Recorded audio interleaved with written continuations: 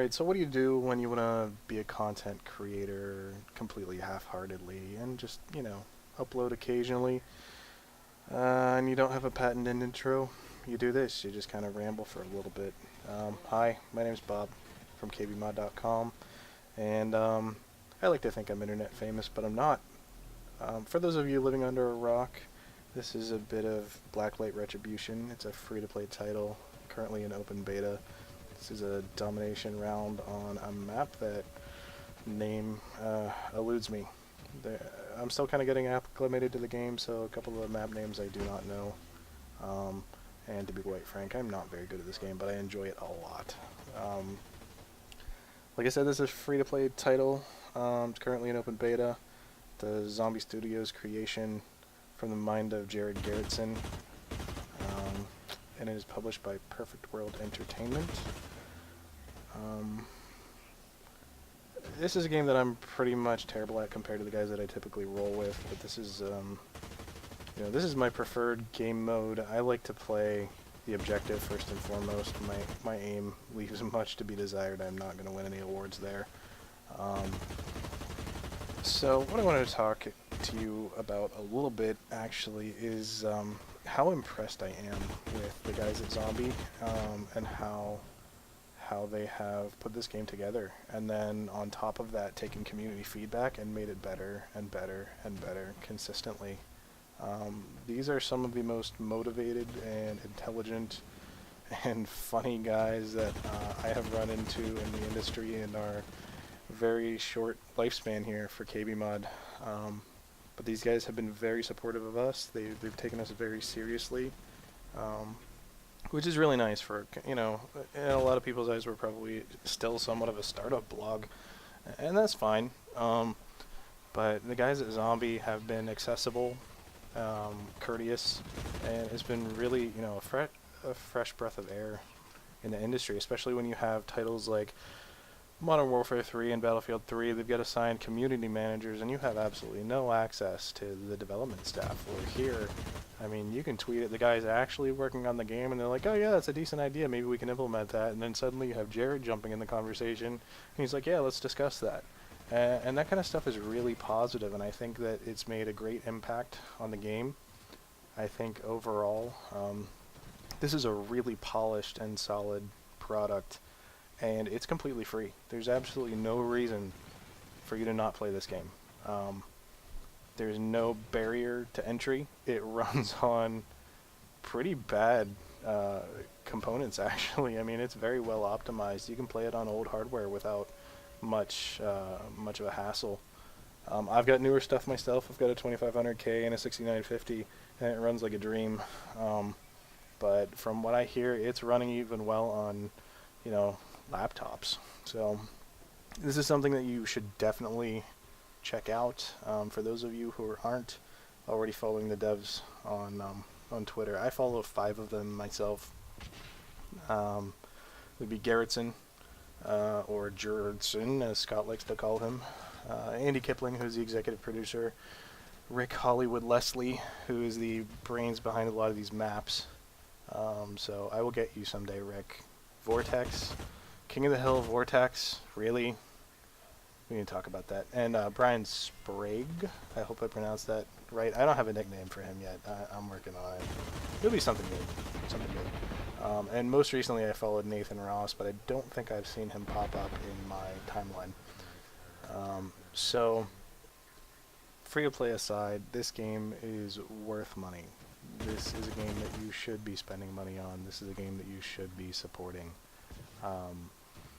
It is polished, it's engaging, it's fun, and quite frankly, it is better than a good number of AAA titles on the market. This is kind of a new model that some very smart studios are jumping on.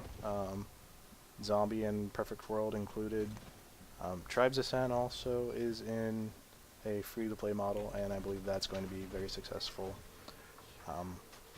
I will be purchasing some Zen here shortly, as soon as I figure out what loadout I want to run. The problem I'm having is that there is such an abundance of equipment and ways you can personalize your weapons and the different bonuses that it can leave you with that I'm completely overwhelmed. I wish there were a way for me to view this stuff out of game, so maybe I could plan better. That might be something that they are able to add someday in the future. I mean, of course, that's an afterthought. Um, this is a game that you could spend months and not spend anything on, but quite frankly, um, I think it's something that you should voluntarily spend some money on in support of the devs. So, something you may want to consider.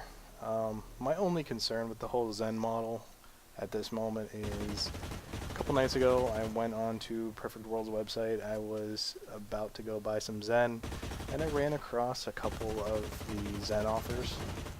They're kind of like those complete this offer and we'll give you some free Zen.